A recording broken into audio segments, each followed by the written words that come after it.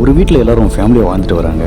அந்த குடும்பத்தையே கொன்ன ஜேர்னலிஸ்டோட கொலைகள் அமெரிக்காவே அலற வச்சு இப்போ வரைக்கும் நினைக்க வைக்கிற ஒரு மிஸ்ட்ரியாக மாறி இருக்கு. ஸோ வீடியோவை ஸ்கிப் பண்ணாமல் இயர்பட்ஸ் இருந்தால் போட்டு வீடியோவை பாருங்கள்.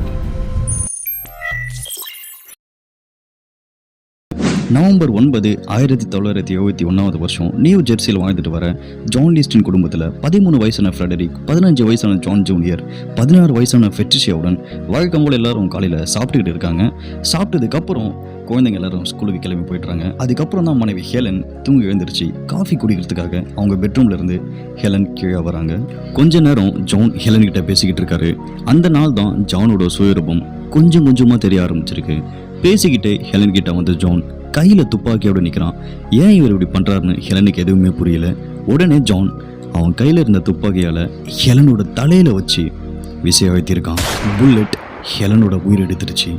17 வருஷ குடும்ப வாழ்க்கை ஒரே ஒரு செகண்டில் எல்லாம் முடிஞ்சிருச்சு.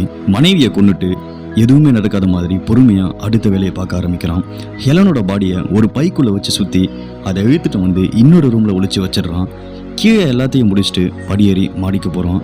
அங்கே அவனோட அம்மா அல்மா இருந்தாங்க. 84 வயசான அல்மா அவங்களுக்காக பிரேக்ஃபாஸ்ட் செஞ்சுக்கிட்டு இருக்காங்க. அவன் அம்மா முன்னாடி வந்த ஜான் அன்பா பேச ஆரம்பிக்கிறான். மகனை பார்த்ததும் கீழே என்னடா சத்தம்னு கேட்குறாங்க. உடனே ஜான் அவன்கிட்ட இருந்த கன்னை எடுத்து அவன் அம்மாவோட நெத்தியில் வச்சு விசை அழுத்திருக்கான். எஸ், அவனோட அம்மாவையும் கொண்டுட்டான். அவன் அம்மாவோட பாடியை ஜானால் தூக்கவே முடியல. ரொம்ப வெயிட்டாக இருந்திருக்காங்க. ஒரு துணியை எடுத்து அவன் அம்மாவோட முகத்தில் போட்டு பாடியை தரையில விட்டுட்டு போயிடுறான். மறுபடியும் கீழே வந்த ஜான் கீழே தேங்கி இருந்த ரத்தத்தை எல்லாம் தொடச்சி சுத்தப்படுத்திட்டு அதுக்கப்புறம் ஒரு சில லெட்டர்ஸை எழுதுறான். கொஞ்ச நேரம் கழிச்சு எல்லாருக்கும் கால் பண்ணி அவனோட குழந்தைங்களோட டீச்சர்ஸ், அவனுடைய மேலதிகாரி, ஃபேமிலி, ஃப்ரெண்ட்ஸ்னு எல்லாருக்கும் ஃபோன் பண்ணி உடம்பு சரியில்லாத ஒரு ரிலேஷனை பார்க்கறதுக்காக ஃபேமிலியோட கிளம்ப போகிறோம்னு சொல்கிறான். எல்லாருக்கும் கால் பண்ணி முடிச்சுட்டு போஸ்ட் ஆஃபீஸுக்கு போயிட்டு அவன் எழுதிய லெட்டர்ஸ் எல்லாமே அனுப்பியிருக்கான். லெட்டர்ஸ் எல்லாம் கொஞ்ச நாளைக்கு வர வேண்டாம்னு ஆஃபீஸர்ஸ் கிட்ட சொல்லிட்டு வீட்டுக்கு வரும் பால் பேக்கெட், நியூஸ் பேப்பர்ஸ் எல்லாத்தையும் நிறுத்த சொல்கிறான். கடைசியாக பேங்குக்கு போயிட்டு அவனோட அம்மா வச்சிருந்த $2000 கடன் பத்திரத்தை கொடுத்து பணத்தை எடுக்கிறான். பணத்தை எடுத்துட்டு எதுவுமே நடக்காத மாதிரி வீட்டுக்கு வந்து ஒரு நல்ல சாண்ட்விச் செஞ்சு சாப்பிட்டு அவனோட குழந்தைக்காக வெயிட் பண்ணிக்கிட்டு இருக்கான். உடனே ஃபட்ரிஷியா ஜானுக்கு கால் பண்ணி, அப்பா எனக்கு உடம்பு சரியில்லை, எனக்கு உடம்பு ரொம்ப டயர்டாக இருக்குது, என்னை வந்து கூட்டிகிட்டு போயிருங்கன்னு சொல்கிறான்.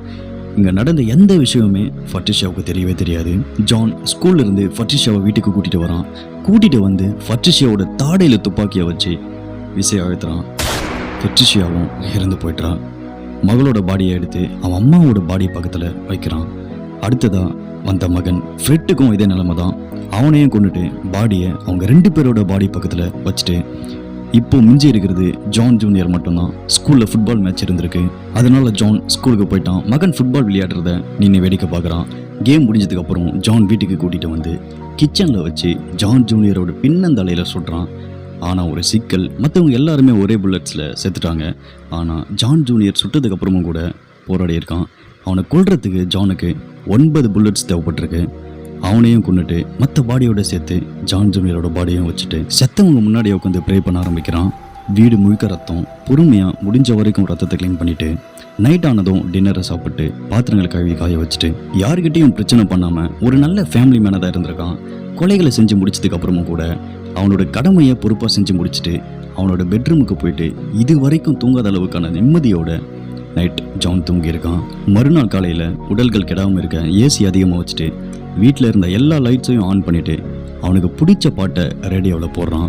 வெளியே இருக்கிறவங்களுக்கு வீட்டுக்குள்ளே ஆளுங்க இருக்காங்கன்னு ஒரு எண்ணத்தை ஏற்படுத்த டவுட் வராமல் எல்லா விஷயங்களும் செஞ்சுட்டு உட்காந்து ஒரு லெட்டரை எழுதுறான். அவன் எழுதின அந்த லெட்டர் அவனோட பாதிரியருக்காக 5 பக்கம் கொண்ட ஒரு லெட்டர் எழுதிட்டு வீட்டில் இருந்த எல்லா ஃபோட்டோஸையும் தேடி எடுக்கிறான். அதில் அவனோட முகத்தை மட்டும் வெட்டி எடுத்துட்டு வீட்டுக்கு வெளியே வந்து கதவு பூட்டிட்டு கிளம்புறான். பல வாரங்கள் கழியுது. ரோட்ல இருந்து கொஞ்சம் உள்ள தள்ளி இருந்த ஜேர்னலிஸ்டின் வீட்டுக்குள்ள என்ன நடக்குதுன்னு தெரிஞ்சுக்க யாருமே வரல. பல நாளாக எரியிற லைட்ஸ் எல்லாம் ஒரு கட்டத்துக்கு மேலே ஒவ்வொன்றா ஃபியூஸ் போக ஆரம்பிக்குது. கொஞ்சம் கொஞ்சமாக வீடு இருளுக்குள்ளே மூழ்க தொடங்கியிருக்கு. ஆனால் பாட்டு மட்டும் தொடர்ந்து பாடிக்கிட்டே இருக்கு. 1 மாதம் முழுச முடியுது. முதல் சந்தேகம் ஃபெட்ரிஷியாவோட டான்ஸ் டீச்சர்கிட்ட இருந்து தான் ஆரம்பிக்குது. ரொம்ப நாளாக கிளாஸுக்கு வராமல் இருந்ததால் சந்தேகம் ஏற்படுது. ஏற்கனவே ஃபெட்ரிஷியா ஜேர்னலிஸ்ட்டை பற்றி ஒரு முறை டீச்சர்கிட்ட சொல்லியிருக்கா. இந்த ஒரு விஷயம் டீச்சருக்கு ஞாபகம் வந்ததுக்கப்புறம் அவங்களால பொறுத்துக்கவே முடியல. உடனே இன்னொரு டீச்சரை துணைக்கு கூட்டிகிட்டு பெட்ரிஷாவோட வீட்டுக்கு போறாங்க. இதுக்கு முன்னாடி ஒரு முறை எங்க அப்பா மொத்த குடும்பத்தையும் கொண்டுடுவாங்கன்னு மிரட்டி இருக்காங்க. எனக்கு பயமா இருக்குன்னு பெட்ரிஷியா அவங்க டீச்சர் கிட்ட சொல்லியிருக்கான். 2 டீச்சர்ஸும் வீட்டை சுத்தி பாக்குறாங்க. சந்தேகம் வர மாதிரி நடக்கிறத பார்த்து பக்கத்து வீட்டுக்காரங்க போலீஸ்க்கு கால் பண்ணி சொல்லிடுறாங்க.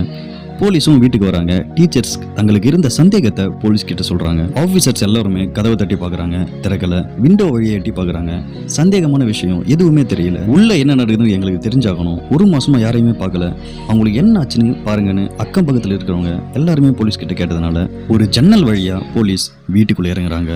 படிக்கட்டு பக்கத்துல ஒரே ஒரு லைட் மட்டும்தான் எரியுது. மற்ற இடம் எல்லாம் ரொம்பவே இருட்டா இருந்திருக்கு. போலீஸோட ஷேடோ மட்டும்தான் லைட் வெளிச்சத்துல தெரிஞ்சுக்கிட்டே இருக்கு. யாருமே இல்லாத அடர் இருட்டுக்குள்ள பேய்தனமா பாட்டு மட்டும் பாடிக்கிட்டே இருக்கு. கையில இருந்த டார்ச் லைட்டை மட்டும் யூஸ் பண்ணி போலீஸ் வீடு முழுக்க தேடி பார்க்குறாங்க. ஒரு வழியா டெட் பாடிஸ் இருக்க ரூம்குள்ள என்ட்ரியான உடனே துர்நாற்றம் வீச ஆரம்பிச்சிருக்கு. டார்ச் லைட்ஸ் மூலமா வீட்டை சுற்றி பார்க்கும்போது ஒரு இடத்துல ஒரு பெரிய ஸ்லீப்பிங் பேக்ல சடலங்கள் அழகாக அடிக்க வச்சிருக்கான். போலீஸ் எல்லாருமே பயந்துட்டாங்க. யதார்த்தமா வந்த ஒரு கம்ப்ளைண்ட் ஒரு பெரிய கேஸாக மாறும்னு எதிர்பார்க்கலன்னு போலீஸ் வீடு மொத்தத்தையும் அலசி ஆராய்ஞ்சு பார்த்ததில்ல ஜான் எழுதிய லெட்டர் ஒன்று கிடைக்குது. அவன் யூஸ் பண்ண கன்னும் கிடைக்குது. லெட்டர்ல இருந்த இன்ஃபர்மேஷனை வச்சு மாடியில் இருந்த அவனோட அல்மாவின் பாடியையும் ரெக்கவரி பண்றாங்க.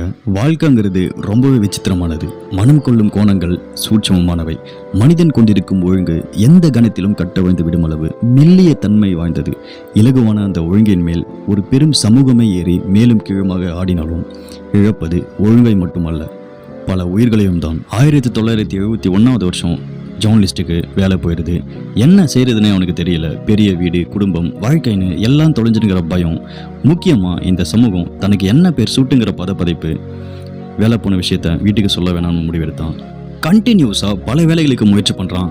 ஆனால் ஒன்றுமே வேலைக்காகல. ஒவ்வொரு நாளும் வேலைக்கு போகிற மாதிரியே ஜான் லிஸ்ட் கிளம்புறான். ரயில்வே ஸ்டேஷனுக்கு போயிட்டு ஃபுல் டேவும் அங்கேயே உட்காந்துட்டு திரும்ப வீட்டுக்கு வருவான். பணம் தேவைப்பட்டா அவன் அம்மாவோட அக்கௌண்ட்ல இருந்து சொல்லாம பணத்தை எடுத்துக்குவான். வீடு, கார், கடன், வங்கின்னு எல்லாமே ஒன்னா கழுத்த நெட்டிக்க ஆரம்பிக்குது. பேங்க்ல இன்ட்ரெஸ்ட் கட்டலனா கவர்மெண்ட்டே வந்து எல்லாத்தையும் எடுத்துக்குவாங்க. அவன் அம்மாவோட அக்கௌண்ட்ல இருந்து பணமும் குறைஞ்சிட்டே வருது. வறுமையில கஷ்டப்படுறவங்களுக்கு அமெரிக்காவில் ஒரு அரசு நல்வாழ்வு மையங்கள் இருக்கு. கிட்டத்தட்ட சத்திரங்கள் மாதிரியான மையங்கள். அதுலயும் இடம் பிடிக்க ஒவ்வொரு நாளும் வரிசையில் நிற்க வேணும். ஜான் கிட்ட இருந்த பணமும் எல்லாம் காலியாகுது. இதுக்கு ஒரே வழி அரசு நல்வாழ்வு மையம் தான். அரசு நல்வாழ்வு மையங்கிறது அவருக்கு மட்டும் இல்ல, மற்ற குடும்பத்தையும் அதுதான் கதி. இந்த ஒரு நிலைமையை ஏற்றுக்க ஜானுக்கு மனசே வரல.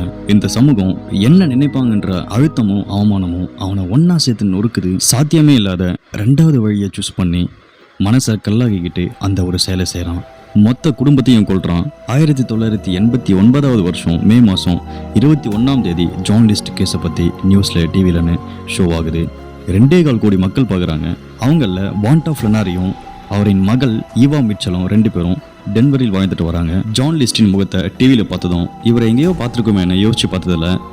சட்டுன்னு அவங்க வீட்டு பக்கத்தில் இதுக்கு முன்னாடி இருந்த ஒருத்தரோட முகம்னு தெரிய வருது. அவரோட பெயர் பாப் கிளார்க். டிவியில் சொன்ன மாதிரியே அவர் ரொம்ப அமைதியானவர். எப்பவுமே கோட் ஷூட் போட்டிருப்பாரு. அக்கௌண்டன்ட் வேலை பார்க்குறாரு. கிறிஸ்துவ மதத்தில் ஆழ்ந்த ஈடுபாடோட இருப்பாருன்னு சொல்றாங்க. 11 நாட்கள் கழித்து விர்ஜீனியாவின் ரிச்மண்ட் பகுதியில் இருக்கும் ஒரு வீட்டுக்கு போயிட்டு போலீஸ் செக் பண்றாங்க. அதுதான் பாப் கிளார்க்கோட வீடு. வீட்டில் இருந்த பெண் டெலோரஸ். பாப் கிளார்க் வேலைக்கு போயிட்டாங்கன்னு சொல்றாங்க. டெலோரஸ் வேற யாரும் இல்ல, பாப் கிளார்க்கின் மனைவி. உடனே போலீஸ் எல்லாரும் பாப் கிளார்க் ஒர்க் பண்ற ஆபீஸ்க்கு போறாங்க. நியூஸ்ல சொன்ன மாதிரியே பாப் கிளார்க் என்ற ஜான் லிஸ்ட் இருந்திருக்காரு. 1981 வருஷம் தான் ஜூன் மாசம் 11 ஜான் லிஸ்ட்டை கைது செய்யறாங்க. கிட்டத்தட்ட கொலை செஞ்சதுக்கு அப்புறம் 18 வருஷத்துக்கு அப்புறம் தான் அவனை அரெஸ்ட் பண்ணாங்க. 5 வருஷம் ஆயுள் தண்டனை செய்யறாங்க. 4 கொலை பண்ணவன் ஒரு நல்ல குடும்ப தலைவனாக அறியப்பட்டிருக்கான். இந்த சமூகம் சிறந்த குடும்ப தலைவனுக்காக குடும்பம், வசதி, கடவுள், பக்தி, துணிவுன்னு எல்லாமே ஜான் லிஸ்ட்டுக்கு இருந்திருக்கு. ஆனா ஒரே ஒரு வேலை போனதும் மொத்தமும் போயிருச்சு. ஆயுள் தண்டனையை முடிச்சுட்டு சிறை தண்டனைக்கு அப்புறம் ஜான் லிஸ்ட்டை ஒரு பேட்டி எடுக்கிறாங்க. அந்த பேட்டியில ஜான், என் தாய், மனைவி, 3 குழந்தைங்க எல்லாருக்கும் வீடு இல்லாம போயிடுங்கிற அவமானத்துல இருந்து அவங்களை காப்பாற்ற நினைச்சேன்.